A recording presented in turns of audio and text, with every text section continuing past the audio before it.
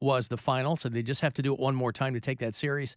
Tonight, they will play 7:10 at Progressive Field. You'll hear all that here, of course, on WMMS. Then they will go right into the weekend series here at home against the Houston Astros. That'll be tomorrow night, Saturday, and Sunday. A lot of people were texting me in the break. The dude that was doing the stand-up with Fox 8 outside was a councilman. Oh. Mike Polensek was the guy. They call him the Dean of City Council. He's served on City Council since 1978. He's the longest-serving council member in the city's history. They were talking to him about police recruiting. They were talking about the increase in crime, the lack of new police officers, and trying to recruit more police officers. The beauty is, people were telling me, even though it was distracting, our iHeartMedia sign was in the background the whole time. Why they decided to do it there, I don't know. Maybe his office is somewhere around here. I don't know. But they're trying to hire more police and talking about bonuses for recruiting. And boy, that's when you're going to get the cream of the crop for law enforcement, is when you're desperate. That's really when you're going to get the best and brightest interviewing. You get a signing bonus like you're signing up for a credit card on campus. That'll be great. Ooh. What's the APR on that? It's 35% compounded monthly. Is that okay? Yeah, sure. Yeah, I'm in college. I don't know anything. Yeah, why not? Alan, did you see Pat Robertson died? I did see Pat Robertson died. Yes. Speaking of logos, sorry, I forgot to switch over to my logo here. Thank you for reminding. I get so caught up in starting the show that sometimes I'll neglect my branding here. Certainly don't want that. Would have been nice, though, if the councilman had knocked on the window, like, hey, what's up? I'm one of your reps. Well, not even hate the show, just like, hey, I'm one of your city councilmen. I don't know.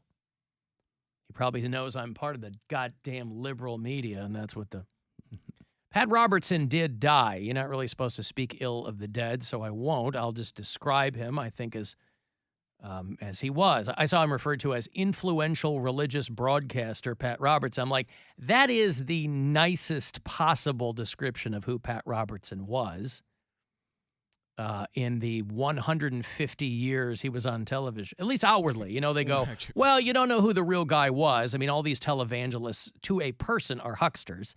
But it also doesn't really matter, because if your public persona is hell-bent on making life difficult for people, it doesn't matter who you are privately. He ran for president back in 88.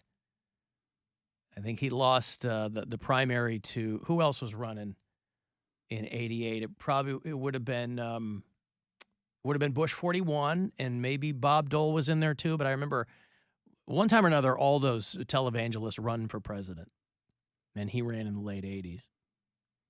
And so Pat Robertson died at 93 years old. Same day as Anthony Bourdain. I'm wearing my Anthony Bourdain T-shirt today. He died 5 years ago today. Much more important person to me than Pat Robertson. But Pride Month finally killed Pat Robertson. And he went away at the age of 93. That's a good life, though. Well, it's a long life. I mean, it's been a while. For, a few years ago, I felt like I was playing weirdo Pat Robertson clips pretty frequently. I haven't played one in a long time, because I think little by little, even the people over at his network, because didn't he retire from the network a while ago? I don't even think he's been on television for the last year and a half. Yeah, he's been. Because he was just finally melting into that chair. And they're like, yeah, this guy's, you thought he was out of it before.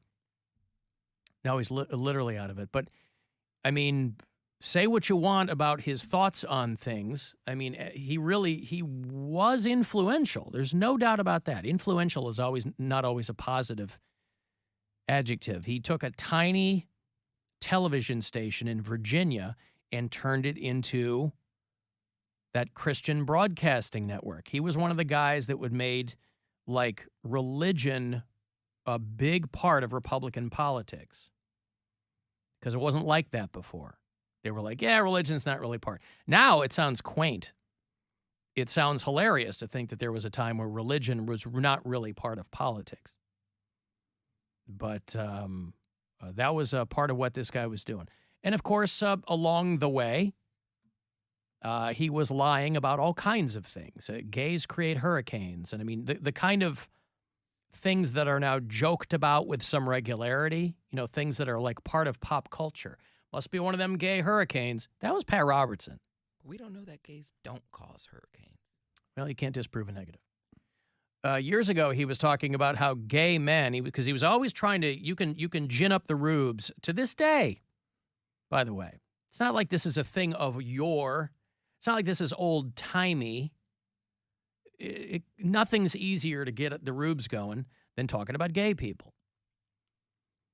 And as gay people got more and more accepted in society, gay marriage and things like that, that's when they shifted to whoever the next boogeyman is, trans people or whatever. There's always some nonsense to distract you from what's actually going on. And Pat Robertson was the tip of the spear for that as far as that kind of programming was going. When the height of the AIDS crisis, he was like, well, I'll play this clip for you. He's talking about how gay men wear rings that scratch your finger and give you AIDS in San Francisco. San Francisco, some of the gay community, they want to get people, so if they've got the stuff, they'll have a ring, you shake hands, and the ring's got a little thing where you cut your finger. Really? Yeah, really. She's like, really? The woman with him, obviously incredulous. Really? Yeah, really.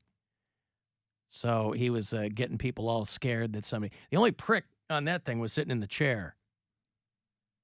But he was... What's going on here? Oh. Okay, good. Clapping it up. I see. So, yeah, whatever. But he was always talking about how, that God's wrath for trying to treat gay people like normal people. And he was constantly predicting the end of the world. And obviously, we're all still here. He said that there was a tsunami that was going to hit the United States in 2006. These were all, of course, revelations from God. And don't even get him started on 9/11. And there was going to be an asteroid. And, he said, multiple people are going to try to assassinate Trump. And then there's an asteroid. It's always some nonsense to get people distracted. Daily Show years ago did a great supercut of Pat Robertson's nonsense. They did like the best of hate track. Do you remember that? The best of Pat Robertson hate tracks. Oh, no, I don't remember this, but that's Robertson's funny. retirement after 60 years in broadcasting with, now that's what I call yikes. You'll get classics like homophobia. You've got a couple of same-sex guys kissing. Well, that makes me want to throw up. And their weird way of doing sex. Racism. Their weird way, Poundcake, your weird way of doing sex. I'm not going to lie. It is kind of a weird way of doing sex. Not going to lie. Well, I mean, okay, but We that's do the what sex. you got what you got, right? You are who you are, and you got what you got. You don't like girls. You got to make do. I got to make do. You do. It's not the conventional way, but you got to figure it out on your own. But it made Pat Robertson want to vomit. Maybe that's why he lost so much weight. Vomiting all the time. Like in the 30s, the blacks were self-sustaining. They were in business. And what happened? What is this mac and cheese? Is that a black thing? Misogyny. I don't think we condone wife beating these days, but something's got to be done. Islamophobia. What? What? we don't condone wife beating, but something's got to be done about these uppity chicks. They just asked her husband, and he works all day, and he would like a nice hot meal when he gets home. Yes. I don't understand what's wrong with that. I'm out breaking my back talking to people all day long. What's wrong with rubbing your husband's feet every Where's now my hot meal? and then? Something's got to be. I'm going to use that. Something's got to be done. What you mean? Something's got to be done. I didn't say it. The white man said it. That's right. I'm not racist, but something's got to be done. That is a great postscript to anything you say that's like mildly strange. Listen, I don't want it. Something's got to be done. Damn. Even if that I don't think we condone wife beating these days, but something's got to be done. Islamophobia. In the Quran, it's appropriate and permissible to have sex with little babies. Transphobia. Transgenders. This is nonsense. It's just a fraud. We don't want men going into women's bathrooms. Order now and you'll also receive Blaming Haitians for their devastating earthquake. They got together and swore a pact to the devil. They swore a pact to the devil. Please send us earthquakes and constantly destroy our country. Please. Made a pact. So, yeah, there's a great Twitter feed called Liza Outlives, and it's basically like Liza Minnelli is outliving everyone, and here's who she, Liza Minnelli outlived Chris Light's tenure at CNN. That kind of stuff. Liza Minnelli has outlived Pat Robertson's time as the host of the 700 Club. He famously blamed gay people for hurricanes and COVID. If you don't follow Liza Outlives, you probably should, just so you can stay abreast of who she has outlived. Liza Minnelli has outlived Taylor Swift and Matt Healy's relationship. They have broken up. That didn't take very long at all, though. That was Not only at like all. 3 months. Yeah, if that. And the rumors are that she's going to be hooking up with Aaron Rodgers next. What? Yeah. That's What? what's going to tank his tenure with the Jets is Taylor Swift and Taylor Aaron Swift. Rodgers. Yeah. Inside Sources. Man. That's what I'm And hearing. guaranteed she gets a halftime show because of that. Like now it'll be like, oh, his girlfriend's on, his ex is going to be performing live at the Super Bowl and singing, she's going to make a breakup song and it's going to be like her ending song. I can see it now. Yeah. She hasn't done a halftime show yet? No, that was like the big thing because she swore she wasn't going to perform unless she owned all her work. So once she's okay. done recording all her albums, Okay. she'll probably perform at the Super Bowl. Got it. How many more albums does she have to re-record? I don't know. I'm not a true Swiftie. I just like some songs. Mm-hmm. But I think she has one You're or a two. casual Swiftie. Casual. Well, those aren't the people who are going to be coming to my window on Wednesday because I'll have a pair of Taylor Swift tickets for the Pittsburgh show a week from Saturday, and you'll have to come to the window. I think what I've decided on is we're going to have people depending on who the person is because, mentally I've been seeing women and daughters and whatever. There's going to be guys there too. There's going to be guys trying to win them for their daughters or whatever. So I think I'm going to have a wheel of Taylor Swift games, Okay. and depending on who the person is, we'll let them choose. Are What they got to wanna do. spin the wheel, or they just get to choose I will off the wheel? spin the wheel. All right, you spin the wheel, and then so they don't really get to choose what game you. Well, it lands. Yeah. They can either. Yeah, that's right. And what are some of the games? We're going to have Taylor v. Taylor, Okay. where you have to determine if a lyric is from Corey Taylor or Taylor Swift. Okay. Love that. That's neat. We're going to have you have to sing Taylor Swift, but in death metal voice. Oh, I love that. And then we're probably going to have I knew you would. something. Right? You okay over there? You tried it. Haters gonna hate. Everybody thinks they can do it. Oh, that's gonna be tough. You shake it off. You shake it off. Yeah, shake that one off, Bill. I'm trying. Yeah. So, you fans of 2 Hours to Midnight, our metal show here on MMS, you know what I'm talking about. Alan, it's pronounced Rammstein. I lived in Germany for 8 years. Excuse me. No, that's great. That's No, what I you did a need. pretty good job. Yeah, my nephew just got out of the Marine Corps basic training or something, and so he's going to be stationed over in Germany for 4 years. I don't know if he's going to be at. I think Rammstein's an Air Force base, but so he's going to be over there for a while. Somebody else says it's Ram, not Ram. Well, listen, I'll take the word of the person who's lived over there. Rammstein just sounded like, it sounded like a Midwesterner trying to speak German or something.